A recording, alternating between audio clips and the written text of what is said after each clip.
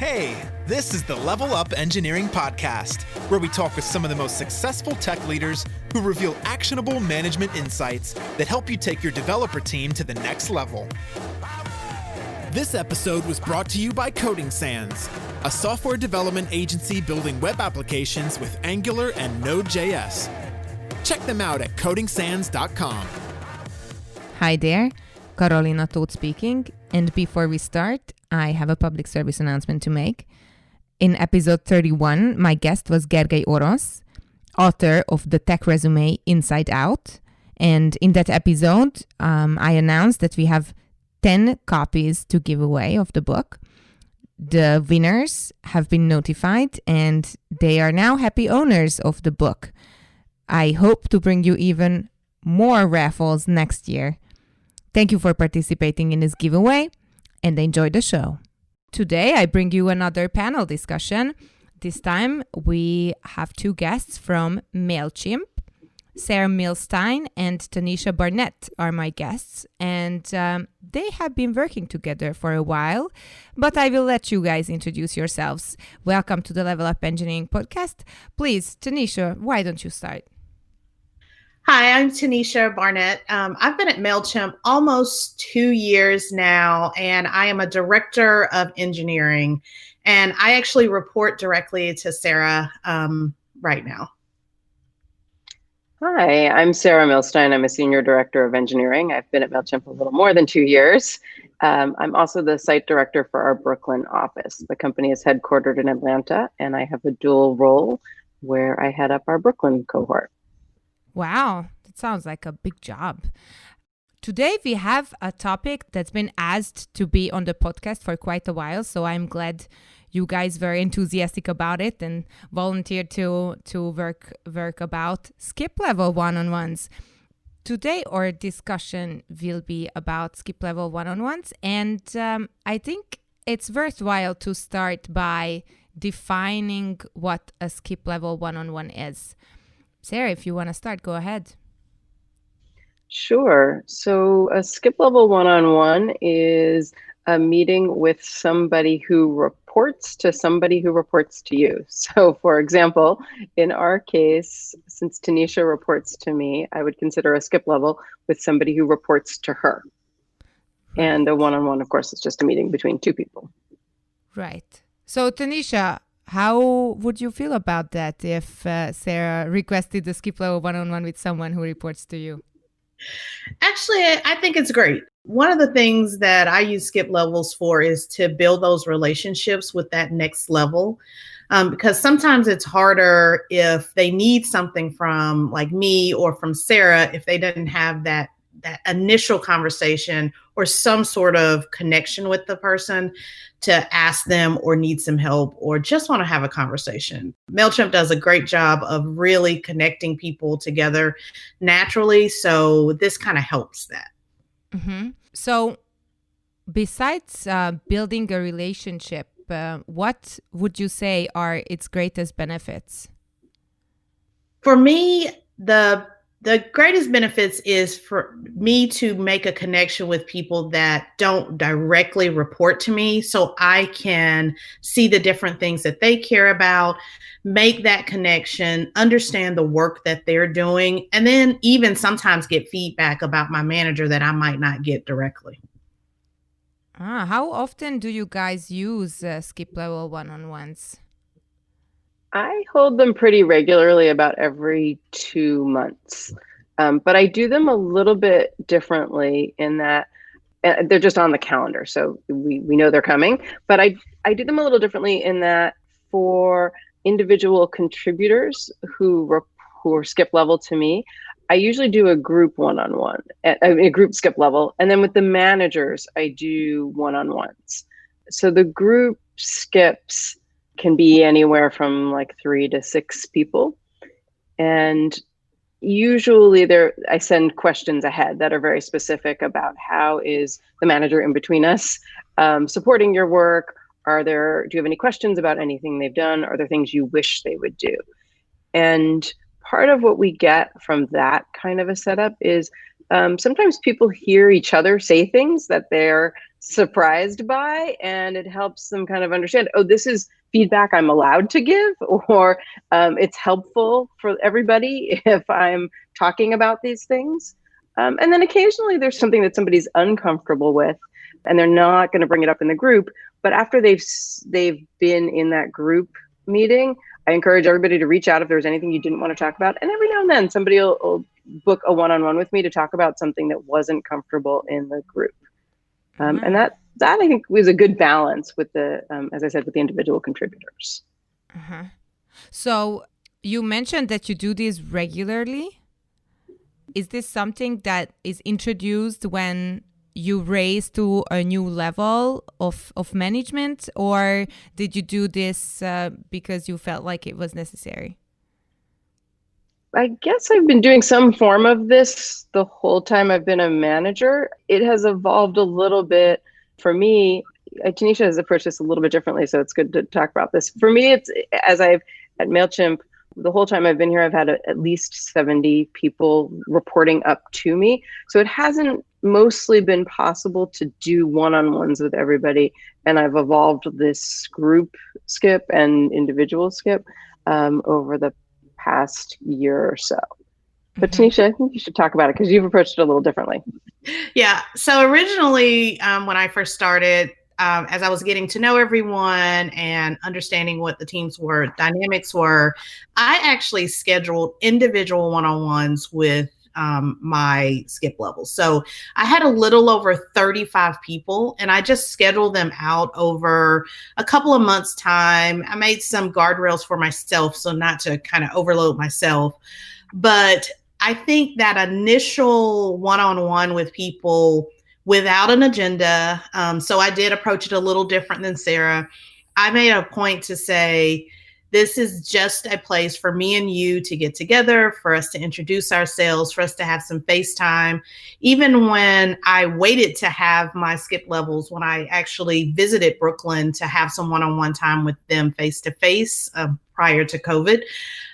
But that really helped, I think, make some connections with people that may not get that time with me later on. So it really helped, I think, to make those connections. And even since then, I've got some regular skip level one-on-ones with people that they've scheduled themselves. Mm-hmm. So you mentioned that you guys both approach the skip level one-on-ones or the skip level group sessions a bit differently.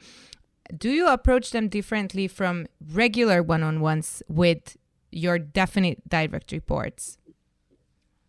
I do, because I have a standing agenda on the skips, whether it's individual or group, asking for feedback about the manager in between.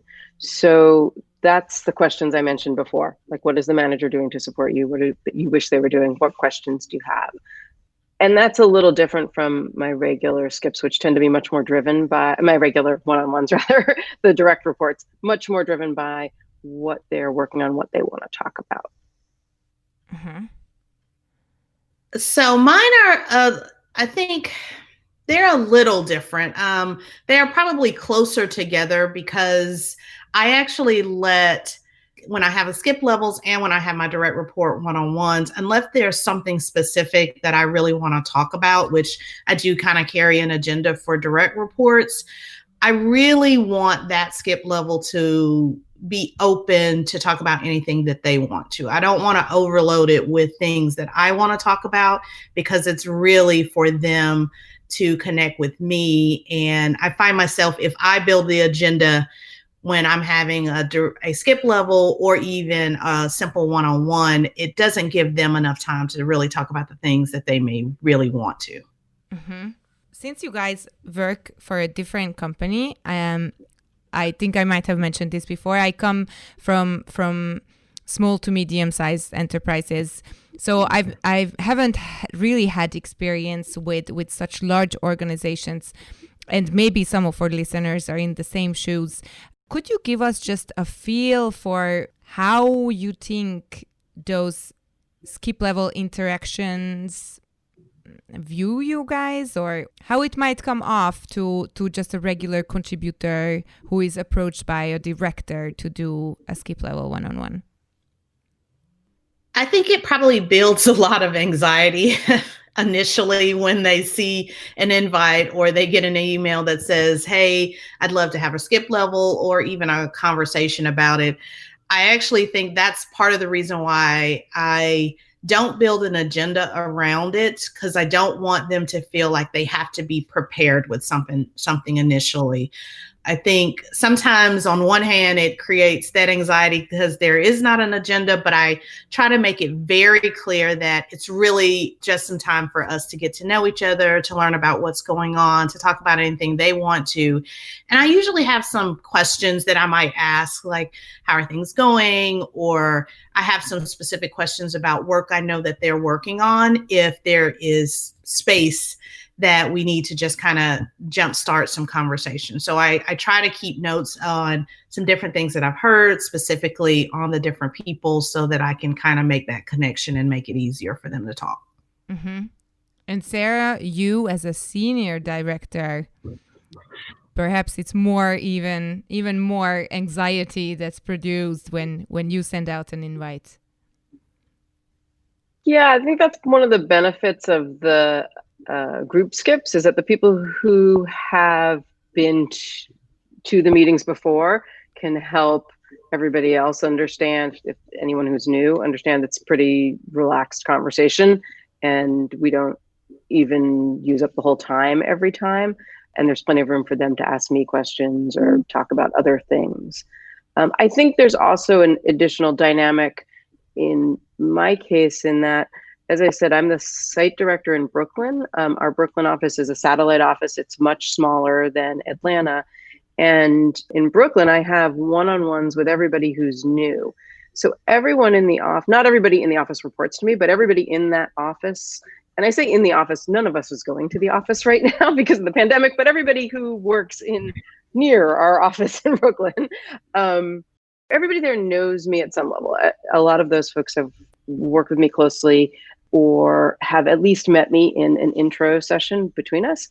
And that also lays a groundwork for a little bit more trust and a little bit more sense that I'm just like a person. The title is not going to drive this conversation. I think that makes it a little bit easier for the folks who are in Brooklyn and are coming to the skips. Yeah, I agree. Definitely, Atlanta is a much bigger place. Our facility there is a lot larger. So that individual touch is harder for me to make. So I have to make a special effort, because there are so many people where Sarah has that she can make that connection and they see her more and have that one-on-one, where they may not see me in the office as much because we have such a larger facility. Mm-hmm, mm-hmm. Thank you for introducing us to that kind of culture of a bigger corporation.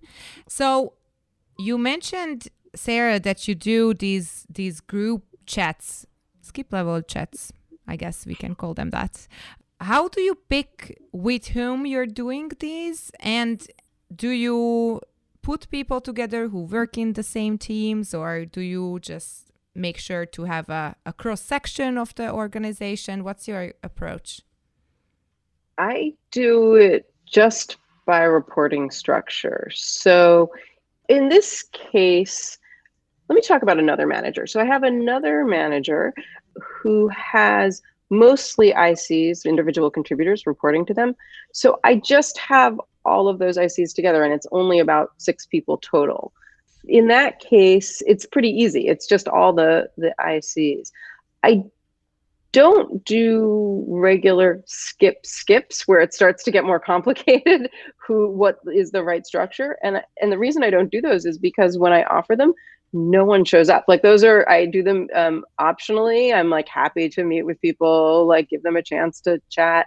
And almost everybody says no to those. And I'm not sure if it's because it feels daunting to meet with the skip, or it's like irrelevant to them, really. I don't think the work I'm doing seems particularly connected to their work. So it's easy to structure it just by reports. Mm-hmm, mm-hmm. How about you, Tanisha? Do you have a different approach? I do. So I do have the direct reports that I use for skip levels, but I also have matrix managers that report to me through their work. And so I actually have skip levels with those individuals also, because it's almost like, although they don't directly report to me HR wise, the work they do is directly connected to the work that I'm responsible for. So I want them to feel like that they have another level of management that they can come to regardless, because the work is important and what they're doing and connected to us is important. So I don't want them to feel like they're outside of the team, that we're really all a team, no matter who they are reporting to. So I actually do meet with the individuals, although they don't report through me, I still meet with them. Mm-hmm. That's kind of why my team is so large, because of that. Mm-hmm. Thank you. So we have kind of touched on this, but actually I have talked to various people through this podcast about one-on-ones, and we have heard different approaches about regularity and length and questions and the level of preparedness, and it always just comes down to people. But we are here to, pick people apart in a really not terrifying sense, although the time of the recording is close to Halloween. So how do you notify the manager who reports to you, or do you notify the manager who reports to you? And also, if you do this regularly, how often do they come up?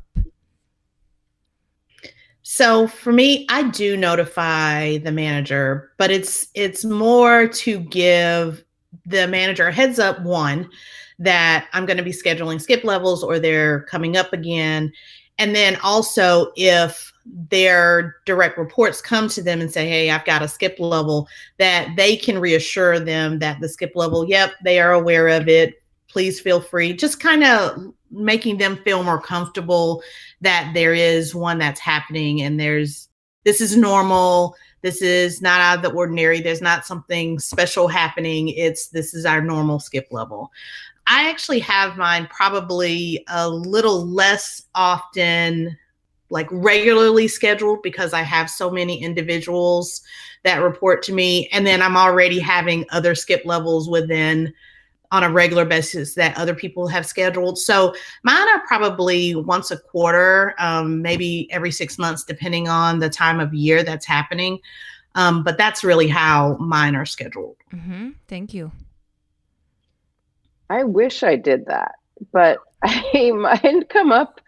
I have like several a week, and I find that I am not able to get ahead of telling the manager that I have a skip. So for instance, I have one today with a manager who reports to Tanisha, and Tanisha has no idea, but it's, but also I meet with this manager every 2 months. It's kind of rolling. Everybody knows that we're having the conversations generally. Yeah. So is this something that is culturally kind of imprinted at Mailchimp? Is this something that every manager does? I can see some heads nodding.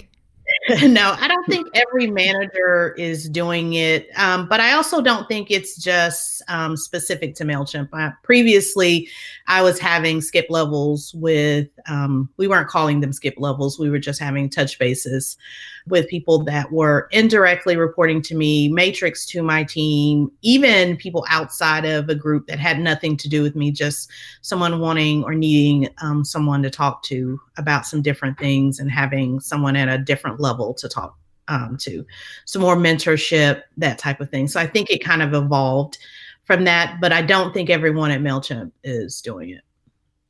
I think you bring up a really good point here, Tanisha. It depends so much on the context of your work.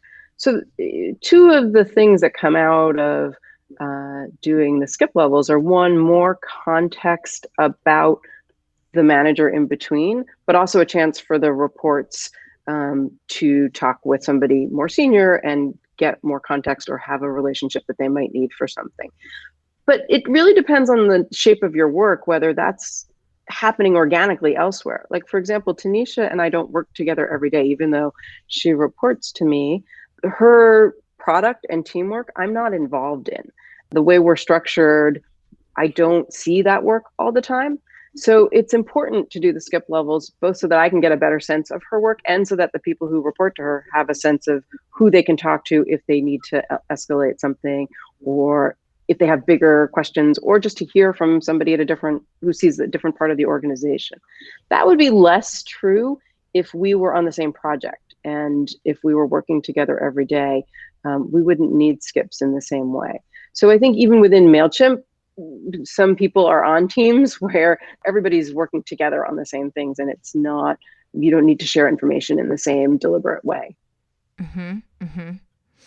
That's probably why I don't have them as often, because the people that I'm having skip levels with, they are actually working in my space directly. Oh, there we go. Okay, so there is a project dependent aspect to skip level one-on-ones. Sarah, you have mentioned something earlier that is really interesting to me. You said you use these to get feedbacks about the manager who reports to you. And I am not about to ask about any dirty secrets about Tanisha, but do you usually share that feedback with the manager, or how do you use these pieces of information that you get there? It depends. So the most common thing that happens is that people tell me good things about the manager, and then I keep a running list of those. I can share those either as we're going, or sometimes it comes up in like quarterly check-ins and things like that. I take notes in the skips, and so I'll be able to add quotes and things. But often it's just part of our conversation of these are the things I'm hearing and this is what's going well.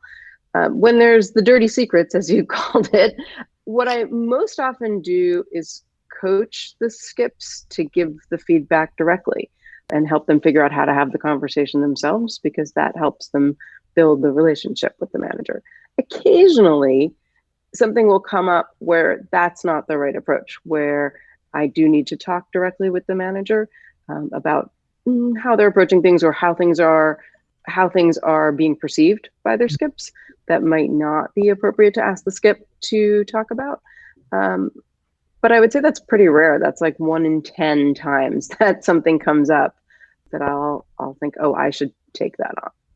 All right. So you mentioned taking notes, and I've also heard different approaches to, either having a private chat on Slack or keeping a different document for each and every one-on-one.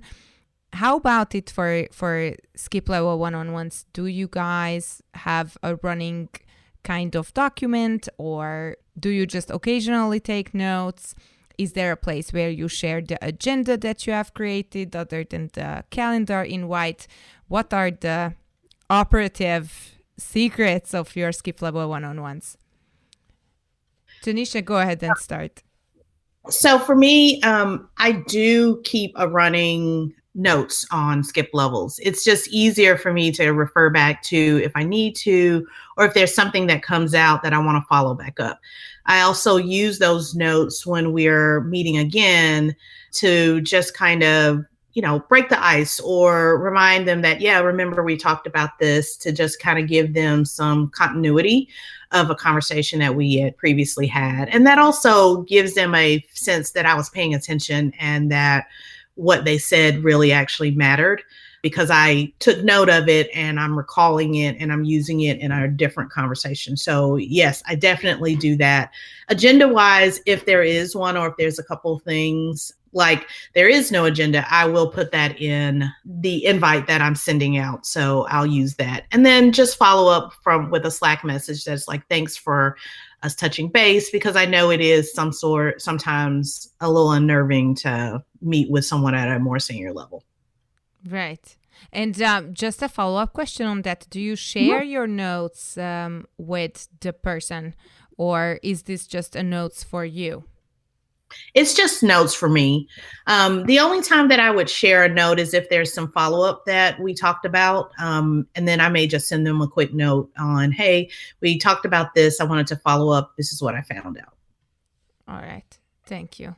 Sarah, do you have a different approach? It's pretty similar. I have a doc for each of my direct reports. It's called like Tanisha Skips or Perry Skips. And I keep running notes in there with just the date and who was in the skip. And it's fairly structured because I have this set of questions that I ask every time. And those questions form the agenda and they're in the calendar invite.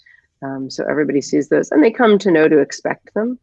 And, occasionally something will come up where there'll be such a strong positive comment or a really big theme, and I'll cut and paste the notes from the skip into the agenda for the manager in between to just be like, here's what I heard. I think you're going to want to know how lovely this was, or that here's something you might not have heard from your folks. But in general, those are notes for me to remember, as Tanisha said, remember the thread, and also to go back to when we're doing more structured quarterly reviews to see are there any themes that I might have missed on a day-to-day basis. Wow. It just seems like there is a lot of thought that went into like structuring and making sure that everything goes as planned. And of course, as managers, you guys are the backbone and structure that puts the company together. So just for our listeners, do you mind sharing the list of questions that you ask, Sarah? Yeah, as I said before, it's pretty simple. It's always, what is this manager doing to support you? What do you wish they were doing? What questions do you have about some decision they made or a way they acted? And what questions do you have for me about anything? That's the standard list. It's always in the calendar invite. And as I have the same meetings over time, people know to come prepared. And sometimes it's really quick. Sometimes we blow through those things and then we just wind up chatting. And sometimes it will unexpectedly go deep in one or two areas, unexpected to me. Like they'll show up and I won't have known they've been thinking about this. So, and it's the same questions, whether it's the group skip or the one-on-one skips. Mm-hmm, mm-hmm. And Tanisha, do you have any tips for us to break the ice without a specific set of questions? I would definitely say one of the things that I do is to make sure that I know something about the person that I'm having a skip level with. So I make some sort of connection, whether it's the work that they're doing, whether it's something that I heard previously that they're into and they've connected to it outside of work. I know a little bit about the person, so I use that to break the ice so that they are more comfortable and they are relaxed a little bit more so that we can have just a conversation about what's going on and how I can help. And if there's anything that they need some help on. Mm-hmm. With that said, is there anything that you should avoid discussing in a skip level one-on-one? I don't think there's anything that you can avoid. I think the one thing that I am very sensitive of is to give a definite answer on something that I don't know all the background about. So I'll take that information and just let them know that I plan to follow back up and that we can have another discussion on it later. I am very sensitive about just taking a side on something where I'm just hearing one side of it or there is some sort of concern going on. I want to do some research and then we can come back and have a more detailed conversation about what's going on and if there's anything that we needed to really follow up on. So I think that's the one thing. You don't have to avoid the conversation, but I would avoid making a decision initially on something that you're just hearing about for the first time. It kind of sounds like you have to have your direct reports back or kind of have to have a good idea of the entire situation before you can say anything specific. Absolutely. A lot of times there may be some concerns about things that are going on across the organization. And for you have to be able to say, I've got to do some research. What's the concern? What call out do you have?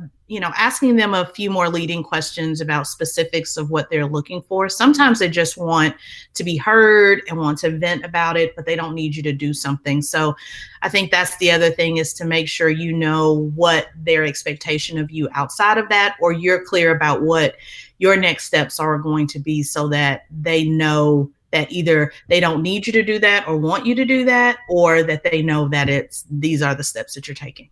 Mm-hmm. Sarah, do you have anything to add as to what to avoid or what to be extra cautious about in a skip level one-on-one? Yeah, there are two things that I try to be very sensitive to. Even though we're there to, in my case, since I set it up, we're there to talk about the manager, at least in part. I don't want to triangulate about the manager. That is, I don't want there to be trash talking that I'm supporting. It's not a gossip session. It's structured. I have the same questions every time to structure it so that we can use it as useful feedback and not as time to gossip about somebody who's not in the room. So for me, that means being very careful. If somebody is giving feedback about what they wish the manager would do, that I'm hearing that, but not reinforcing it in a way that would be inappropriate.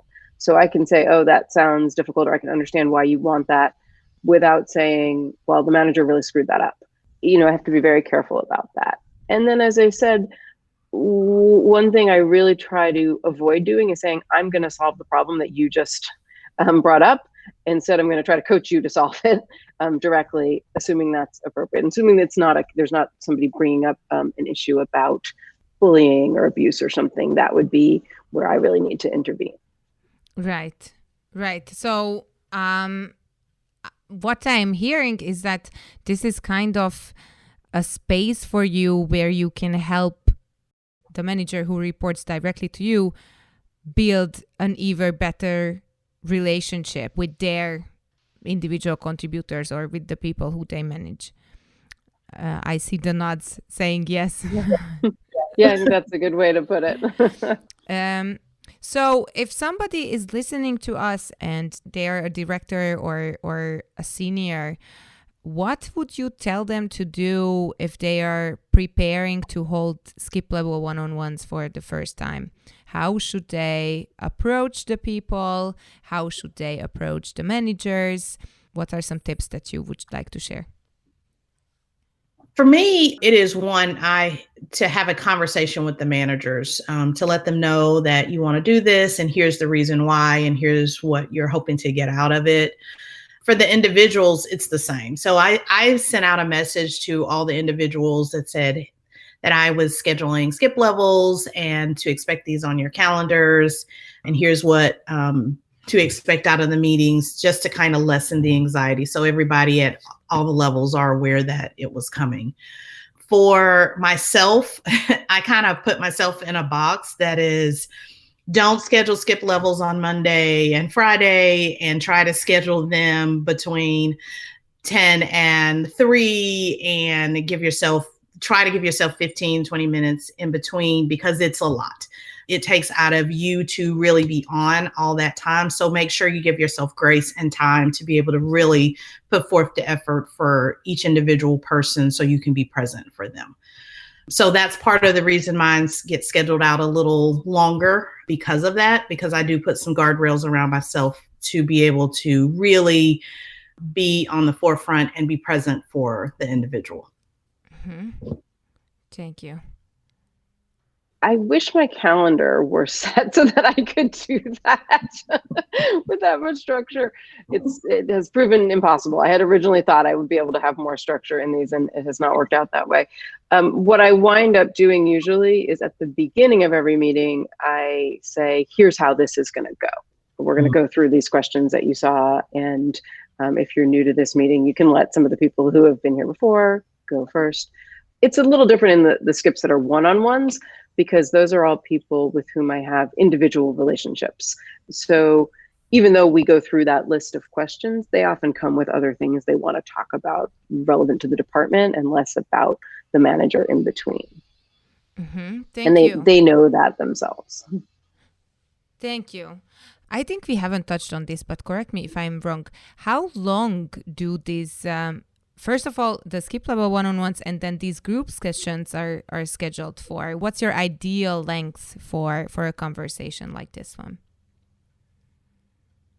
I schedule the one-on-ones for a half hour, unless the person has reached out to me and said beforehand, I have something I need to talk about. Let's use more time. The group skips I do at 45 minutes. And sometimes they run a little short and sometimes they run a little long. It's really variable. Yeah, my individuals are half an hour, and I usually try to get that buffer of 15 minutes after my next meeting in case they do run a little long. Because sometimes we just get into casual conversation, and yeah, I never want to kind of rush them out. So I try to book a little free time afterwards to give us a little extra. Right. So it really sounds like there are quite a few main threads of thought. You use the skip level one-on-ones to build rapport and have a better relationship with these people who you don't interact with as much necessarily when you are working in your day in and day out. And also you use it to get feedback about the managers and you kind of help the managers get more relationship from their reports. It sounds like you help when you do skip level one-on-ones to be more open about feedback perhaps and to not be afraid of giving feedback to their direct managers. Do you have any stories you would like to share about skip level one-on-ones or how they turned out or something very specific that you took away from such a meeting? I have one that has stood out in my mind as kind of one of the reasons to do the group skips. I had a manager who was a first-time manager, and after a couple of group skips, one of the things that came up was that the group was I think it was 5 people. They were all women, and as it happened, they were all women of color. The manager was a man of color. And one of the things that they wound up raising in the group skip, again, it was a few in, like we had to build the relationships, was that they were a little bit concerned that he wasn't aware of some of the challenges they might face as women of color. And they thought he was very generally sensitive and well-intentioned, but possibly just missing some of their experience. And they weren't even clear on that until they were all in the room talking about it together. And that was a really valuable conversation, and one in which the outcome of that was we all agreed both that they should each talk with him individually and I should talk with him one-on-one. And it was a little bit unusual. I haven't had very many group skips where the outcome is everybody has a follow-up conversation, but that was, I think, a good example of why to do the group skip. And we wound up having a bunch of good conversations out of that. And I think the manager felt, in fact, very supported because his intentions were very good, and he was able to see through the series of follow-on conversations that there were some things he was missing and that he could look at a little differently. Thank you. That sounds like a really good outcome of skip level group sessions. Yeah, it really was. So I was thinking about some stories or something that happened in one of my skip levels. I would say I've had, I think, 3 or 4 skip levels with interns that we've brought in that some were directly connected to the work that I was responsible for, and a couple were not. But what I found is that since they are no longer interns, that they are actually full-time employees now, that we've kept that connection, and they felt like that I was somebody that they can come to ask questions. And I'm not sure that at an intern level, whether you would get access to a director or a senior director on a regular basis and be able to continue that steady skip level meeting as you are moving into the organization on a regular basis. And I just thought that that was probably an important concept that came out of it, because I recognize when I meet with them, they are so thankful that I've made time for them that I think that made more of an impact to me than it did to them, because I was a director and I didn't realize that connection that they may not get access to on a regular basis. So I think going forward, I'll make sure that when we have interns coming in, especially if they're connected to the work, but if we've got some internal interns and that type of thing, to kind of reach out and on a regular basis that they get put in my rotation of skip levels. Yeah, and I can reinforce that because occasionally I'll be in a conversation with one of them and they'll say, "Thank God for Tanisha." So I know that that's working. So, dearest listeners, skip level one-on-ones are also great for employee engagement and retention. Thank you. I think we have covered what we have prepared for you guys. Is there anything else that we haven't covered and you'd like to share with our listeners? Well, one thing that's been on my mind a little bit as we've been talking about this is that a lot of times what I get from the skips are context that I wouldn't see otherwise, especially when it's a skip for somebody where we're not working on the same team. I just learn a lot about the work that they're doing in other parts of the organization. And that's true if it's a group skip or a one-on-one. And that's a really valuable aspect of the meetings. I hope the opposite is true too, that the people that I'm meeting with get context about things that I'm working on that they wouldn't see otherwise. You know, we all see our own slice of the work.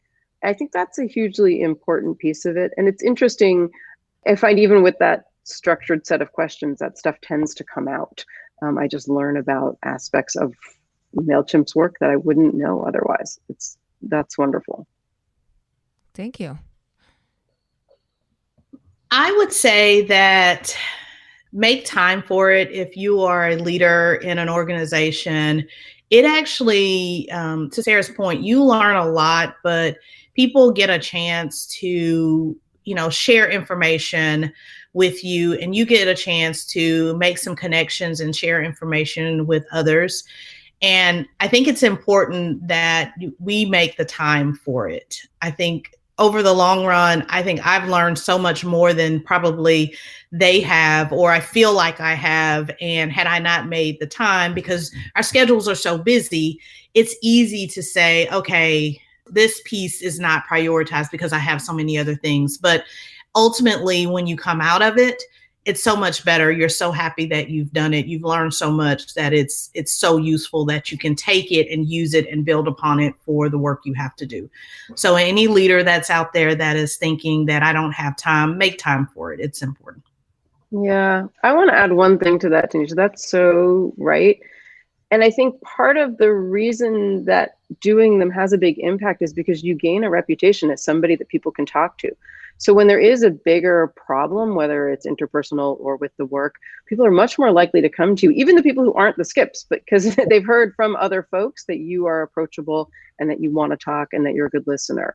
And that's a big part of being a leader, is creating an atmosphere where people feel safe to raise problems and ask you to help solve them. And I think the skips help create some of that environment. Thank you. I think that's a really great piece of advice. All right. So we are at the finish line of our conversation.